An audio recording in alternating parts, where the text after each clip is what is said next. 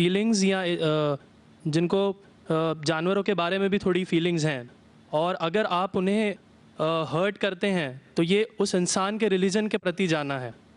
तो मेरा ये मानना है कि भगवान कुछ नहीं है, सिर्फ एक यूनिवर्सल ब्रदरहुड का माध्यम है ताकि एक भगवान को हम पूजें या इबादत करें और इसके थ्रू हम यूनाइट हो जाएं।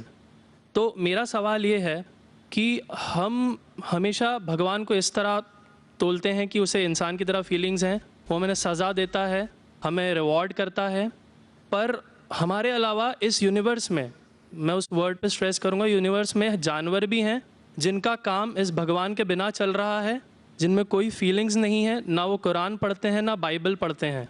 वो भी जीवित हैं, हम भी जीवित हैं। हमें एक गुमान हो गया है कि हम थोड़े स्मार्ट हैं, पर वो भी इस सृष्टि का हिस्सा हैं। तो इस यूनिवर्सल ब्रदरहुड में उनके प्रति हमारी भावनाएं के बारे में कुछ जिक्र, और मैं जानना चाहूँगा कि क्या पैंथीज़म इसका एक सॉल्यूशन नहीं है, क्योंकि इसमें हम किसी एक इंडिविजुअल को वर्शिप नहीं करते। जैसा कि जुडाइज़म में कहा गया है कि I am a jealous God, और एक जेलस एक ऐसा इमोशन नहीं है जिसे हम पूज सकें मेरे हिसाब से। पर अगर हम पैंथीज़म को एक सॉल्यूशन माने तो ये एक ऐसी चीज़ है जो हमेशा रही है, पेड़ हमेशा रहे हैं, ये यूनिवर्स हमेशा रहा है, जबकि धारणाएं, डेफिनेशंस भगवान की हमेशा बदलती रही हैं। तो अगर हम गॉड को कांस्टेंट के रूप में देखना चाहते हैं और इसे एक माध्यम बनाना चाहते हैं आपसी भाईचारे का, आलमी भाईचारे का, तो क्या पैंथीज़म इसका एक सॉल्यूशन नहीं है? भाई साहब ने सवाल पूछा कि यूनिवर्सल ब्रदरहुड हम सिर्फ इंसानों तक महदूद रह गए हैं, क्या जानवर में जान नहीं है? और ये भगवान को हमने खुद बनाया ताकि आलमी भाईचारा रहे, लेकिन क्या पैंथीज़म इसका सलूशन नहीं है कि भगवान को हम दूसरे रूप में देखें? भाई साहब का अच्छा सवाल है। सवाल के दो हिस्से हैं। पहला एक हिस्सा है कि यूनिवर्सल ब्रदरहुड सिर्फ महदूद इंसानों तक क्यों, जानवर पेड़ पौधों को क्यों नहीं लिया गया? दूसरा सवाल, क्या पैंथीज़म इसका सलूशन नहीं है? पहले सवाल का जवाब कि यूनिवर्सल ब्रदरहुड, आलमी भाईचारा के अंदर हम बाकी जीवित चीज़ों को क्यों नहीं लेते? अगर लेंगे तो जीना ही मुमकिन नहीं है। अगर हम लेंगे बाकी जीवित चीज़ों को, हम आलमी भाईचारे में लेंगे, तो आपको यहाँ खड़े रहना भी मुमकिन नहीं है 5 मिनट तक के। क्यों? मैं बोलूँगा, क्योंकि मैं डॉक्टर हूँ। भाईचारा का एक उसूल है कि दूसरे भाई का कत्ल मत करो, उसूल है क्या नहीं? ठीक है, आप सांस ले रहे, अभी सांस ले रहे ना, आप जब सांस लेते लाखों जर्म्स का कत्ल कर रहे हैं आप कैसे भाई? ये लाखों लोग का कत्ल कर रहे जीने के लिए, ये कैसा भाईचारा है? तो इसीलिए भाईचारे का डेफिनेशन जरा हम बराबर तौर से समझ ले, फिर हम डिस्कस करें। क्योंकि अगर आप कहेंगे हर जीवित चीज मेरे भाई है, तो आप भाईचारे के खिलाफ। कोई भाईचारा में ये नहीं है कि दूसरों का कत्ल करो अपने आप को जिंदा रखने के लिए। कभी भी इस्लाम में ये नहीं कहा गया है कि दूसरों को दबाओ अपने आप को ऊंचा करने के लिए। और मैं अल्लाह के रसूल की एक मिसाल दूंगा आपको। अल्लाह के रसूल फरमाते हैं, आप जब देखते हैं एक खजूर का दरख्त, पाम ट्री, वो एक मोमिन की मिसाल है, मुस्लिम की मिसाल है, तो साहबा सोचते इसका क्या मतलब? क्यों एक खजूर का दरख्त, पाम ट्री को मुस्लिम कह रहे? समझ में नहीं उनको। आज हम जानते हैं, उस टाइम अल्लाह के रसूल ने कहा, कोई भी पेड़ पौधे जब भी बढ़ते ऊपर, वो क्या करते हैं? आजू बाजू पेड़ को हटाते हैं, फिर ही बढ़ते हैं। नीचे जाते हैं, अपने पौधों को, रूट्स को एक्सपैंड करते हैं। इसीलिए आप देखेंगे म्युनिसिपैलिटी क्रैक्स को तोड़ती है, मजबूत करे। क्यों? वो पेड़ बढ़ता है तो क्रैक हो जाता है, फिर से टाइल लगाते हैं। जितना पौधा बढ़ता है, जितना पेड़ बढ़ता है, उतना आजू बाजू नुकसान करता है। एक वाहिद दरख्त है पाम ट्री, जो जितना ऊंचा जाता है दूसरे को नुकसान नहीं पहुंचे, सीधा जाता है। बाकी लोग यहां जाते वहां जाते, इसके घर में घुसते उसके घर में घुसते, ऊपर जाते सीधा, किसी को तकलीफ नहीं देते, नीचे भी जाते सीधा, आजू बाजू घूमते नहीं।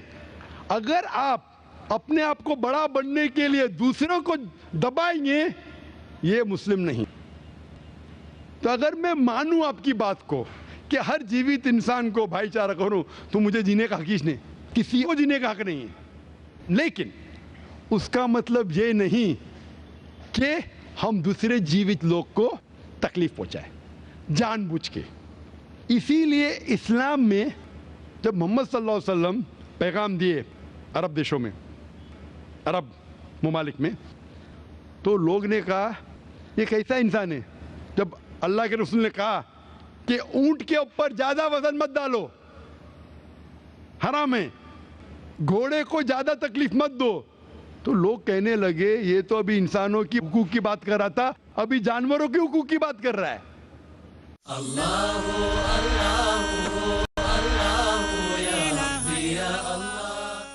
अल्लाह के रसूल फरमाते जब एक शख्स आग उगाता, बोलते आग को बुझाओ, क्यों? उधर चींटियां मर रहे हैं। उसका मतलब जानबूझ के कोई भी जीवित चीज को मारना हराम है, सिर्फ अनजाने में इजाजत है या जिसकी इजाजत खुदा ने आपको दी है, जिसकी इजाजत दी है खुदा ने। मिसाल के तौर पे मनुस्मृति में चैप्टर नंबर 5 श्लोका नंबर 31 में लिखा है कि खुदा ने कुछ जानवरों को बनाए खाने के लिए और किसको खुराक बनने के लिए, some to be eaten some to eat. अगर वो खाने वाला जानवर दूसरे जानवर को खाता है जिसको खुराक के लिए बनाया है, तो कोई गुनाह नहीं है। मनुस्मृति चैप्टर नंबर 5 श्लोक नंबर 30 में अगर आप उस जानवर का कत्ल करते जो खाने के लिए बनाया गया, तो आप गुनाह नहीं कर रहे। Manusmriti chapter number 5 shloka number 39 में सैक्रिफिशियल एनिमल, जो एनिमल कुर्बानी के लिए बनाए गए, उसकी कुर्बानी देना गुनाह नहीं है। मैं क्यों हिंदू धर्म से कह रहा हूँ, मुस्लिम से भी कह सकता हूँ, बहुत से हवाले। उसका मतलब हमें किसी को तकलीफ नहीं देना चाहिए। लेकिन अगर अनजाने में चलते चलते चींटी मर गई तो आप बाहर चले नहीं सकेंगे, आप सांस लेंगे जर्म, तो अल्लाह ताला ने जर्म को पैदा किया है मरने के लिए आमतौर पे, तो आप गुनहगार नहीं। मालूम कुछ जैन लोग मास्क पहनते तो भी मरते, पानी को उबालते, उबालने से मार रहे, उबालने पानी पी के फायदा क्या? अंदर मारने के बदले बाहर मार रहे, क्या फायदा? ये मुमकिन ही नहीं है। लेकिन जानबूझ के कोई जानवर को, और एक मिसाल दूंगा, हमारे खतीब जुमा नमाज पढ़ाए थे कल, डॉक्टर उस्मान, उनने अपने खुतबे में मिसाल दी थी। क्या एक औरत थी जो बहुत बेहया थी, क्या कहेंगे, जो आम तौर पे लोगों की जीनत थी। मैं लफ्ज़ उर्दू ज़रा मेरी कमज़ोर है, मैं किसी को ठेस नहीं पहुंचाना चाहता। इंग्लिश में कहेंगे नॉट विथ गुड कैरेक्टर, बाजारी औरत। ज़रा मैं ऐसे लफ्ज़ इस्तेमाल करना चाहता हूँ किसी को चोट पहुंचे, तो बाजारी औरत थी जो बहुत गुनाह करती थी। लेकिन एक वक्त एक कुत्ते को पानी पिलाया तो अल्लाह के रसूल फरमाते सिर्फ वो एक अच्छे अमल के वजह से खुदा ने उसे जन्नत में डाला। बाजारी औरत गलत काम करती है, जिना करती है, एक अमल क्या की, एक कुत्ते को पानी दी, इंसान को नहीं कुत्ते को, और अल्लाह उसे जन्नत में डालता है। दूसरी तरफ एक अच्छी औरत, नेक औरत, लेकिन एक बिल्ली को बंद करती है, चेन करके रखती है, उसकी आज़ादी को कैद करती है, अल्लाह ताला उसको जहन्नम में डालता है, नरक में डालता है। इसे कहते हैं जानवरों के हुकूक। मतलब जानवरों के भी हुकूक इस्लाम में हैं। अल्लाह के रसूल फरमाते कि चिड़िया की जान भी मत लो बिना वजह। चिड़िया, स्पैरो, आप पढ़ेंगे कुरान में और हदीस में कई इसके पर लेक्चर। तो इसलिए हम मानते हैं कि जीवित चीज का हमें एहतराम करना चाहिए, उसके रूल रेगुलेशन है। बोलेंगे सब जीवित चीज मेरे भाई है, नहीं भाई, सब भाई नहीं है। अभी कुछ लोग इतना करते, कुत्ते के पीछे हर महीने लाख रुपया खर्चा करते। अरे गरीब लोग मर रहे, लाख रुपये से 10 घर हर महीने लाख रुपया अपने पूडल के ऊपर डालते हैं। लाख रुपये से कम 10 घर तो चलेंगे ना महीने, 20 घर चलेंगे बम्बई में, हाँ के नहीं? वो 20 घर को संभालो ना, एक पूडल को संभाल रहे। ये किधर का इस्लाम है? ठीक है, जानवर की कदर करो, इतना कदर मत करो कि उसके हाथ में चेन डालो सोने की, ये करो, ये खाना लेके आओ। खाना लेके आते लाख रुपए का, आप समझ रहे ना? तो इतना मत इसराफ करो। इस्लाम के अंदर सिखाया गया है कि भाईचारा जो मैंने जिक्र किया, बट जानवरों को भी देखो और उसके साथ अच्छा बर्ताव करो, बिना वजह किसी जानवर का कत्ल मत करो। ये आपका सवाल था। आपका दूसरा सवाल इसके अंदर जवाब हो गया। आप कहते हैं कि पैंथियज्म, सबको खुदा मानना इसका जवाब है। उसका जवाब में कहा था, हमारे भाई जो अवतार सिंह थे ना, उसने कहा था पैंथियज्म सब कुछ खुदा है, सब कुछ खुदा है। इससे क्या होता है कि सब कुछ खुदा है, मतलब अगर आप सबको खुदा मानते, चोर को भी खुदा मानते, डाकू को भी खुदा मानते, खुदा का मतलब उसका कहना मानना, बराबर कि नहीं, उसकी इज्जत करना, उसकी इबादत करना, वो जो कहता है उसकी बात मानना। तो आप अगर वो चोर को खुदा बोलेंगे, वो बोलेगा चोरी को, तो आप चोरी करना शुरू करेंगे। वो बलात्कार करने वाला कहेंगे आपसे, आप उसको खुदा बोलेंगे, चल मैं बलात्कार कर, आप करेंगे? करेंगे? तो इसी तरह ये इलॉजिकल है। खुदा एक है और सिर्फ उसकी इबादत करना चाहिए। और ये जो फिलॉसफी है, ये फिलॉसफी जो आप बोल रहे किधर से आई, इसे कहते हैं एंथ्रोपोमॉर्फिज्म। क्या कहते हैं? एंथ्रोपोमॉर्फिज्म, मतलब गॉड ने हर चीज की शक्ल हासिल की। और इसके अंदर एक फिलॉसफी है कि खुदा इतना पाक, इतना नेक, वो जानता नहीं कि किस तरीके से इंसान को तकलीफ होती है। और ये एंथ्रोपोमॉर्फिज्म जो फिलॉसफी है, खुदा अलग अलग चीज में शामिल होते हैं। और कई मजहब, इस्लाम के अलावा कोई मजहब कहता है कि खुदा एक बार इंसान का रूप हासिल किया, कुछ मजहब कहते हैं अनेक बार। और उनकी लॉजिक है कि खुदा इतना पाक, इतना नेक, इतना महान, उसे पता नहीं इंसान की तकलीफ क्या है, इंसान को किस चीज का बुरा लगता है। इतना नेक, इतने पाक, इंसान को दर्द कैसा होता है, इंसान को तकलीफ कैसा होती है। तो ये खुदा जो नेक और पाक है, जानने के लिए इंसान के उसूल क्या होना चाहिए, वो इंसान का रूप धारण करते हैं। ये फिलॉसफी है एंथ्रोपोमॉर्फिज्म की। ऊपर से लगता है बहुत लॉजिकल है, खुदा इतना नेक, इतना पाक, इतना दयालु, वो जानता नहीं बेचारे इंसानों की क्या तकलीफ है, क्या मजबूरी है, क्या मुश्किलात है। तो इंसान का रूप धारण किया लिखने के लिए, क्या इंसान के लिए अच्छा है बुरा है। ऊपर से देखे तो बहुत अच्छा लगता है, लेकिन तहकीक करेंगे मंतिक से तो एकदम ही गलत।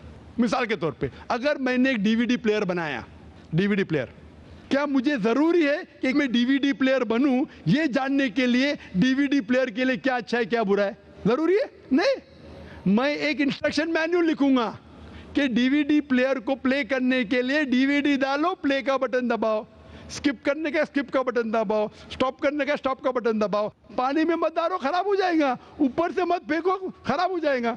मुझे डीवीडी प्लेयर बनने की जरूरत नहीं। इसी तरीके से खुदा हमारा खालिक है, हमारा बनाने वाला है, हमारा पैदा करने वाला है, उसको इंसान बनने की जरूरत ही नहीं। वो क्या करता है? इंस्ट्रक्शन मैन्युअल लिखता है, इंसान के लिए क्या अच्छा है क्या बुरा है, क्या खाना चाहिए क्या नहीं खाना चाहिए, कैसा इबादत करना चाहिए। और इस खुदा का आखिरी इंस्ट्रक्शन मैन्युअल है कुरान। इस ईश्वर, इस भगवान, इस अल्लाह, इस खुदा का आखिरी इंस्ट्रक्शन मैन्युअल है कुरान। इस कुरान मजीद में लिखा है आपके लिए क्या अच्छा है क्या बुरा है, किस तरीके से जानवर से अच्छा बर्ताव करना चाहिए, किस तरीके से भाईचारा बढ़ना चाहिए, किस तरीके से गरीबों की मदद करना चाहिए, सब लिखा है इसमें। खुदा को खुद इंसान बनने की जरूरत नहीं, क्योंकि वो हमारा खालिक है, हमारा मालिक है। तो इसीलिए ये पैंथियज्म फिलॉसफी इज टोटली रॉन्ग। और वेद में किधर नहीं लिखा है, आप जाएंगे दूसरी किताबों में लिखा है, आप अगर देखेंगे मेरी कैसेट हिंदुइज्म एंड इस्लाम पे, लेकिन वो किताबें वेद से ऊंची नहीं है। वेद में सिर्फ लिखा है तौहीद के बारे में, एक खुदा के बारे में, एक कम सत्य विप्रा बहुधा वेदांते, खुदा एक है, उसको नाम अलहदा दे सकते आप, लेकिन खुदा एक है, उसकी सिफत आप बयान कर सकते हैं। और वो एक खुदा है न तस्य प्रतिमास्ति, उसका कोई अक्स नहीं है, ना कोई पिक्चर है, ना कोई पेंटिंग है, ना कोई मूर्ति है, ना कोई स्टैच्यू है। Hope that answers the question.